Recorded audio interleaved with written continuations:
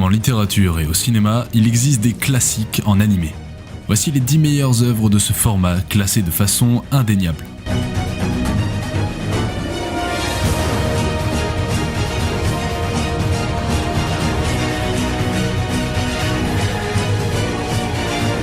Numéro 1, Black Lagoon. Okajima Rokuro est un jeune diplômé qui mène une vie morose depuis qu'il a intégré une grande firme japonaise. Sa triste existence va brusquement être bouleversée lorsqu'il va être pris en otage par une bande de pirates des mers venus lui dérober un disque au contenu douteux. D'abord malmené par Levi, la tête brûlée du groupe, puis trahi par ses employeurs, Rokuro va se montrer plus casse-cou qu'il en a l'air et prendre goût à cette vie de mercenaire rythmée par les montées d'adrénaline. C'est ainsi que sous le surnom Rock, notre héros va rejoindre Dutch, Levi et Benny, 3 pirates des temps modernes.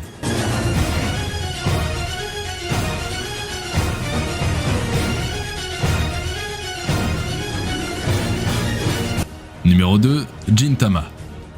Vers la fin de l'ère d'Edo, l'histoire débute 20 ans après l'invasion de la Terre par des extraterrestres appelés les Amanto, hommes du ciel. Ces derniers, technologiquement très avancés, vont imposer leurs lois. Tout samouraï devra se défaire de son sabre sous peine de graves sanctions, c'en est fini de la voie du Bushido. C'est dans cette période de trouble que Sakata Gintoki, un jeune homme qui ne quitte pas son sabre en bois, décide de s'établir en tant que samouraï freelancer. Il offre ses services pour n'importe quel boulot pour qui voudra payer.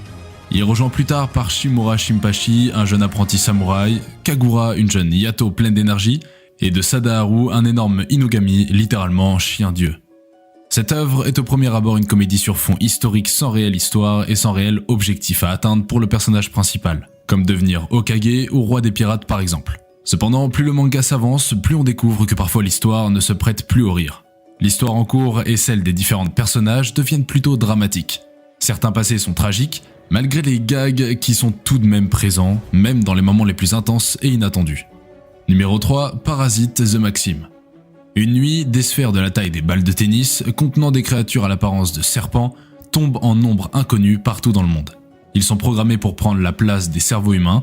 Un de ceux-ci s'attaque à un jeune homme, Shinichi, durant son sommeil en essayant de s'introduire par son oreille, mais ne peut l'atteindre, ce dernier ayant gardé ses écouteurs pour la nuit. Réveillé en sursaut alors que le parasite tente de s'introduire par son nez, il essaye de se défendre mais finit par se faire perforer la main droite. Le lycéen prend alors ses écouteurs et les enroule autour de son bras, empêchant le parasite de grimper jusqu'au cerveau. Ne pouvant quitter son bras, ce dernier fusionne finalement avec sa main droite.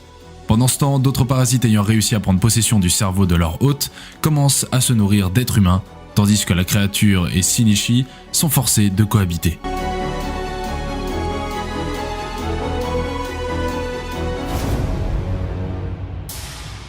Numéro 4, Akira.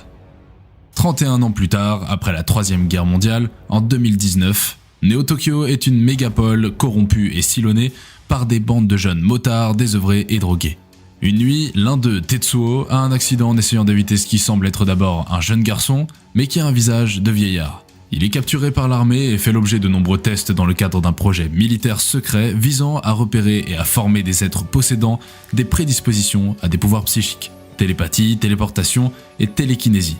Tetsuo finit par s'enfuir, mais lorsque ses amis, dont leur chef Kaneda, le découvrent, il est devenu violent et imprévisible.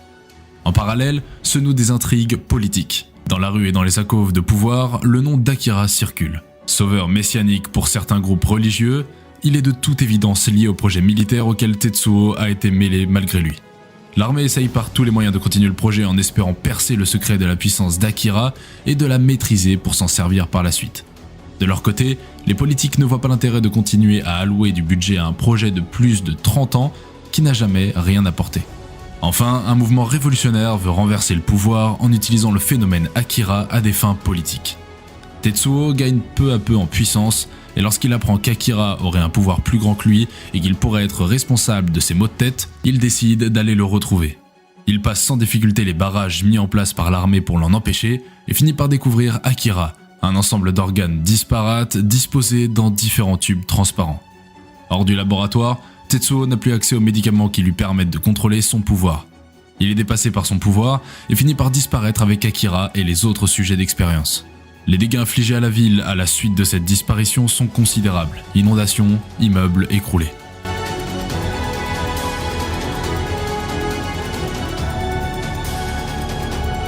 Numéro 5, Devilman Crybaby. Akira Fudo est informé par son meilleur ami, Ryo Asuka, que l'ancienne race de démons prenant possession du corps des humains pour les posséder est revenue sur Terre pour la reprendre. Croyant que la seule façon de vaincre les démons est de prouver leur existence aux humains, Ryo suggère à Akira de l'accompagner pour voir des démons prendre possession d'humains. Fusionnant lui-même à Amon, le seigneur des démons, Akira se transforme en Devilman, un être humain ayant les pouvoirs d'un démon, tout en conservant son propre cœur. Numéro 6, Doro et Doro. L'histoire se déroule dans un monde post-apocalyptique partagé en 2 dimensions hermétiques, Hall, la cité décharge des humains, et le monde des mages. Les mages peuvent voyager dans le monde humain via des portes magiques. Le récit tourne autour de Kaiman, un personnage qui a perdu la mémoire. Transmuté par un mage, il possède une tête de reptile et une force impressionnante. Il est accompagné par une jeune femme, Nikaido, avec qui il traque les mages pour retrouver son identité d'origine.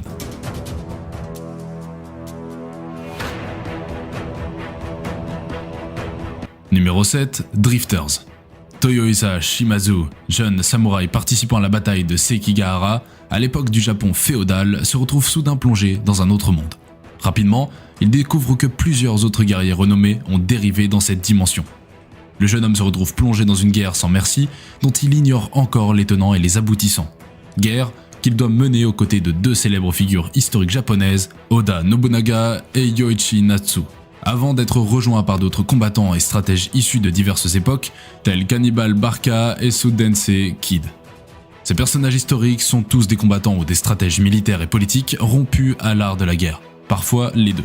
2 personnages fictifs quant à eux sont à l'origine de l'apparition de ces figures guerrières dans ce monde. L'agent Purple et une jeune fille vêtue de noir nommée Easy. Tous 2 enlèvent ces guerriers et tacticiens du monde réel par un système de porte dimensionnelle. Le transfert semble toujours s'opérer quand les personnages concernés sont au bord de la mort, pour mener par leur biais une lutte indirecte dont les motifs restent encore inconnus. Les personnages concernés se trouvent divisés en 2 groupes. Les parias, envoyés par Easy, désirent détruire le monde, tandis que les Drifters, envoyés par l'agent Purple et aidés par l'organisation Octobre, une guilde de magiciens, sont censés les en empêcher.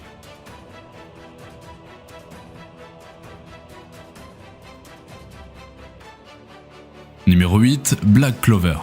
Asta est un jeune garçon déterminé qui vit avec son ami d'enfance Yuno dans un orphelinat du royaume de Clover. Depuis tout petit, Asta a pour ambition de devenir le magicien le plus puissant du royaume, l'empereur mage, ce qui a aussi inspiré Yuno à vouloir la même chose. Mais malheureusement, Asta est né sans aucun talent magique alors que Yuno possède des prédispositions spectaculaires. Lorsqu'ils atteignent leurs 15 ans, tous les jeunes du royaume sont conviés à une cérémonie où leur est remis leur grimoire.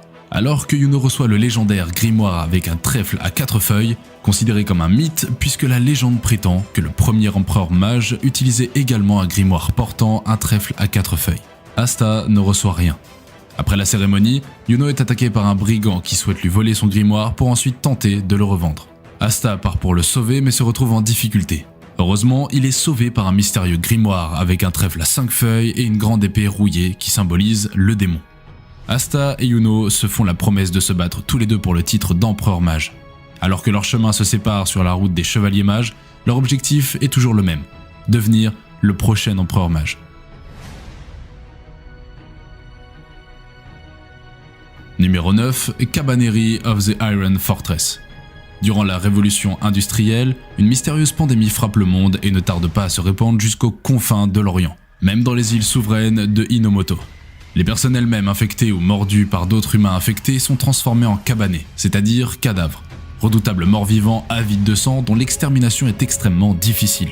En effet, le cœur des cabanés est recouvert d'un film d'acier spécial qui rend la plupart des armes conventionnelles, armes blanches et fusils à vapeur, des buchi inefficaces. Dissuadés de toute idée d'attaque frontale contre les cabanés, les humains restants vont se retrancher dans des stations aux allures de forteresses reliées les unes aux autres par des trains blindés, les Hayajiro. C'est dans ce contexte qu'un jour, un Hayajiro infecté de cabanés vient se fracasser aux portes de la station d'Aragan. Un jeune mécanicien nommé Ikoma prend son courage à 2 mains et choisit de lutter contre l'envahisseur. Blessé dans son combat, il n'a d'autre choix que de tenter d'endiguer la progression du virus dans son corps, ce qu'il réussit à faire.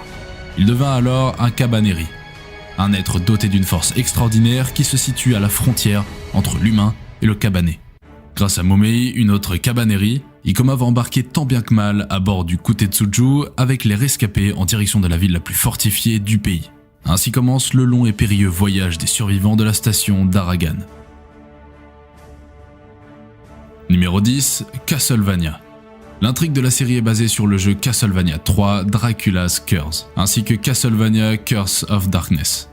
On suit les aventures de Trevor Belmont, défenseur humain de Valachi, contre les vampires Vlad, Dracula Tepes et son armée.